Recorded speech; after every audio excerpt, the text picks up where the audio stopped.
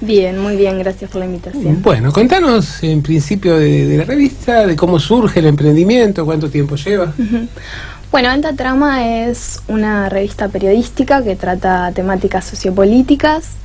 Surgió hace ya 1 año y 3 meses, un poco de la incomodidad que nos generaba este contexto. ¿Ustedes formaban algún colectivo? ¿Eran compañeros de estudio de algún lado? Somos estudiantes y graduados del campo de la comunicación, algunos de planificación, otros de periodismo, de comunicación audiovisual. Venimos de distintos recorridos, algunos de trayectoria militante, otros de algún lado del activismo, y nos incomodaba justamente este contexto, ¿no?, neoliberal, y en función de eso fue que decidimos empezar a hacernos cargo de nuestro rol como comunicadores en la sociedad, y empezamos a pensar formas de poner en juego nuestras profesiones y nuestros oficios en función de determinado proyecto, de determinados valores. Y Alta Trama fue un poco la trinchera que fuimos construyendo para trabajar desde ese lugar.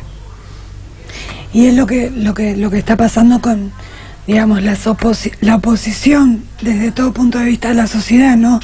Formar trincheras, de donde expresarse, porque, como decimos siempre y como se sabe, está bastante blindado el tema de la comunicación. Sí, justamente es un campo que nos parecía fundamental. Si bien por supuesto venimos de ese lugar, nos interesaba entrar en el campo de la disputa de los sentidos. Sabemos que en la actualidad los valores, las creencias hegemónicas son también neoliberales. No es solo el neoliberalismo oprimiéndonos desde el Estado con políticas públicas concretas de ajuste y de exclusión, sino también unos valores que son hegemónicos, que son neoliberales, como el individualismo, la meritocracia, el sálvese quien pueda. La meritocracia. Así es. Algo que hasta pusieron de moda. Totalmente. Y que es absolutamente un disparate. No sé cómo lo ves vos, pero ¿quién llega a algún lado por meritocracia? Totalmente. Ese discurso desconoce que los sectores populares partimos de una situación de desigualdad. Absolutamente.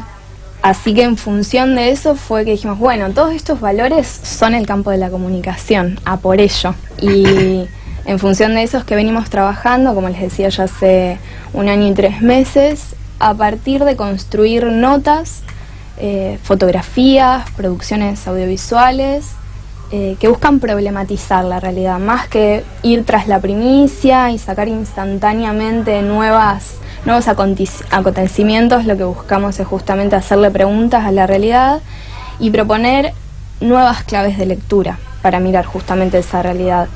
Lo que buscamos es que quien nos lee se lleve información y datos, herramientas concretas, pero también justamente nuevos argumentos para mirar la realidad. ¿Qué tiene de diferente y qué tiene de parecido a otras revistas similares a Alta Trama? Bueno, esto que decía es uno de los aspectos, justamente porque es una revista digital, pero justamente es una revista, no un portal, que es a lo que estamos acostumbrados quizás.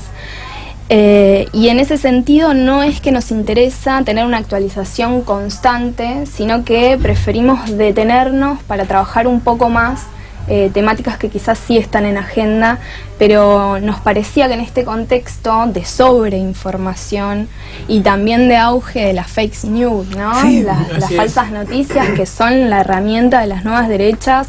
Sabemos que Trump, Bolsonaro tuvieron mucha estrategia, mucho trabajo en redes sociales, más que en los medios tradicionales. Y en WhatsApp. Usaban el WhatsApp. Tal muchísimo. cual, con muchas noticias falsas. De hecho, Bolsonaro fue impresionante lo que se volcó en WhatsApp. Sí, totalmente. Y eso lo empezamos a ver acá también, ¿no? Con noticias que no tienen fundamento, pero que empiezan a instalar determinados sentidos sobre los candidatos, candidatas de la oposición. Entonces, en este contexto de sobreinformación y de noticias falsas, es que nos interesaba detenernos y proponer algo distinto, que es hacer un análisis, investigar, ir a las fuentes y trabajar mucho también la cuestión del formato.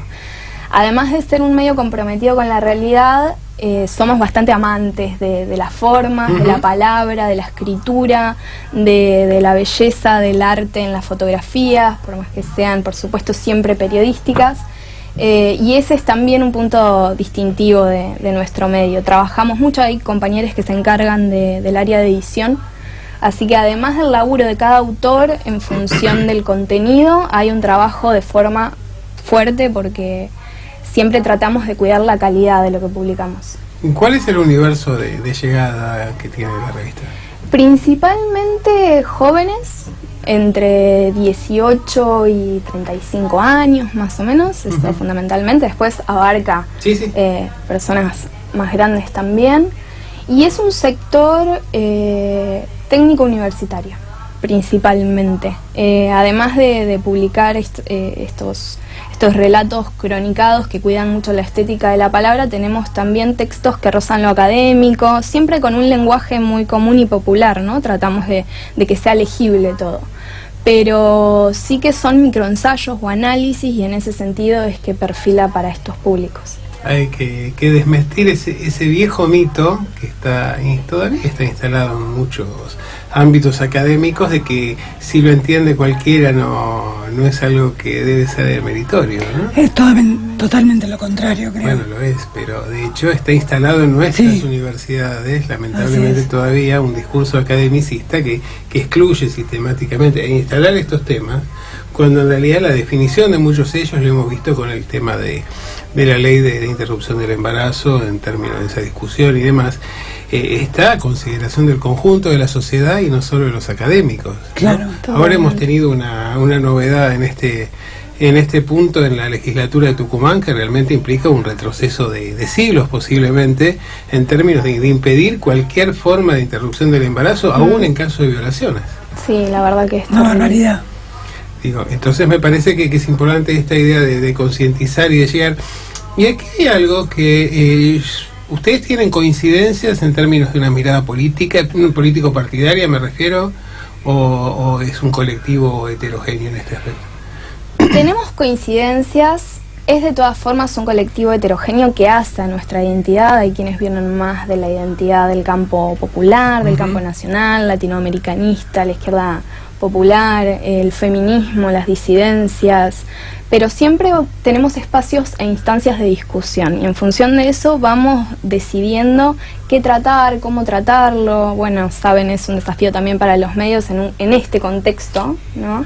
También de cara al año que viene. Sí, claro. Se puede preguntar, pues en realidad yo creo que se han conformado.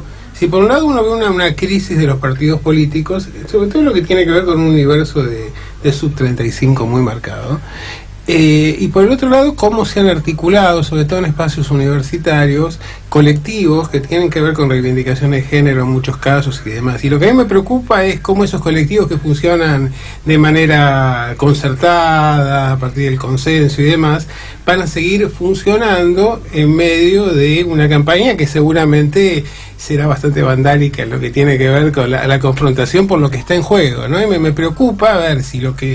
Es decir, o tengo la duda respecto de que qué es lo que va a primar, si va a primar la reivindicación de género por sobre las diferencias político-partidarias, o si por el contrario las políticas político-partidarias van a quedar en un segundo plano, cuando en realidad hay cuestiones de fondo que deberían atravesar esas estructuras. Sí, en ese sentido nosotros siempre priorizamos el contenido más que las caras, las personalidades, las etiquetas. Entonces vamos discutiendo eso.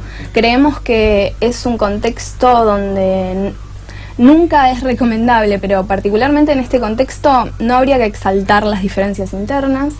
Entonces vamos por la cuestión de trasfondo. Entendemos que la política, el campo de la comunicación, de los sentidos, es un campo de disputa. Entonces, sí, claro, quizás quien vaya a la cabeza en un determinado proyecto de país no represente explícitamente todas las banderas por las que venimos luchando, pero sí abren puertas que desde otros sectores o con otros candidatos serían imposibles siquiera reclamar al Estado.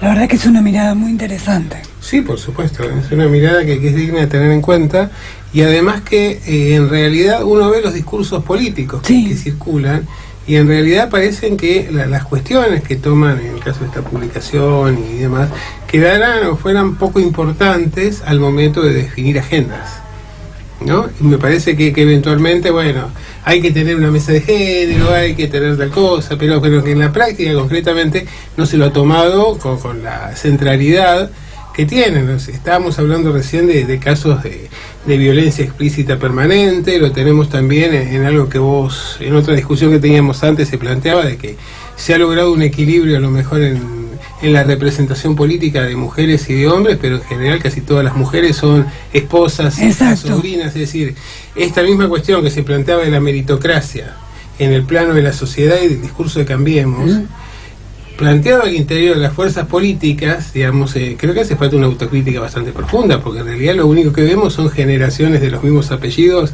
aún en los partidos populares. Sí, en ese sentido el feminismo es una lucha que me parece que como campo nacional y popular tenemos que saber ver y aprovechar, digamos, porque invita a problematizar, a pensar, a cuestionar aspectos que estaban absolutamente naturalizados, como que, por ejemplo, siempre en todos los campos, en el campo de la política y en lo laboral también, primen hombres en los puestos de poder, alta trama. Y ganen más también.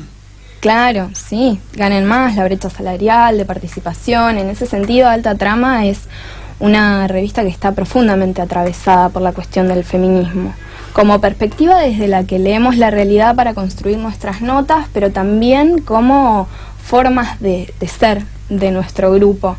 De hecho, en la práctica misma está dirigida por una mujer, tiene una fuerte composición de mujeres y disidencias, más que de varones, que por suerte son compañeros empáticos e inteligentes que están en proceso de construcción, como todos los varones heterosis que así se lo proponen.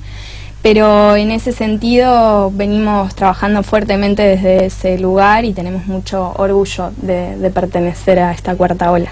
¿Cómo se puede consultar la revista, Malena? La revista la encuentran en altatrama.com y después en las redes sociales, en Instagram, Facebook, Twitter, altatrama, @altatrama, ahí van a ir encontrando las notas que publicamos, distintos contenidos, hacemos coberturas también de movilizaciones, así que por ahí se pueden ir enterando y indagar un poco más en esto que les contaba. Yo ya soy una seguidora. Genial, en gracias. todas las redes. Muy bien. Bueno, te agradecemos mucho, Malena, Muchas gracias a ustedes.